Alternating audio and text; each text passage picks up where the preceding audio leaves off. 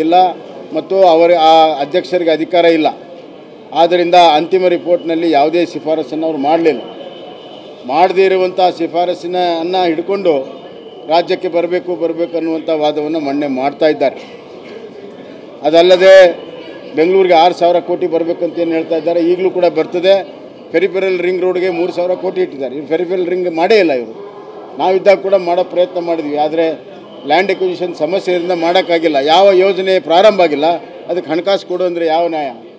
ಇದು ಭಾಳ ಸ್ಪಷ್ಟವಾಗಿದೆ. ಆದರೆ ನಮ್ಮ ಬೆಂಗಳೂರಿನ ಸಬರ್ಬನ್ ರೈಲ್ಗೆ 15,000 ಕೋಟಿ ಕೊಟ್ಟಿದ್ದಾರೆ.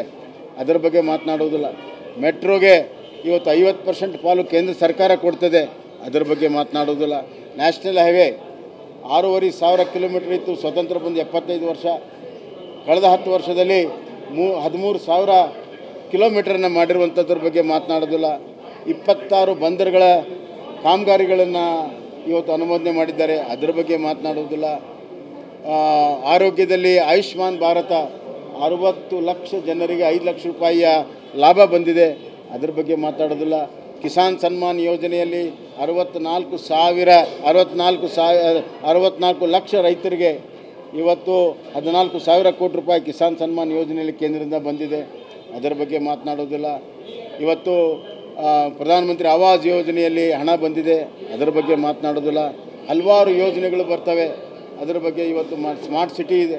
ಅದರ ಬಗ್ಗೆ ಮಾತನಾಡೋದಿಲ್ಲ. ಅಮೃತ 1 ಆ್ಯಂಡ್ ಅಮೃತ 2 ಕುಡಿಯೋ ನೀರು, ನಗರ ಪ್ರದೇಶಗಳ ಕುಡಿಯೋ ನೀರು, ಅದಕ್ಕೆ 50% ಕೊಡ್ತಾರೆ. ಅದರ ಬಗ್ಗೆ ಮಾತನಾಡೋದಿಲ್ಲ.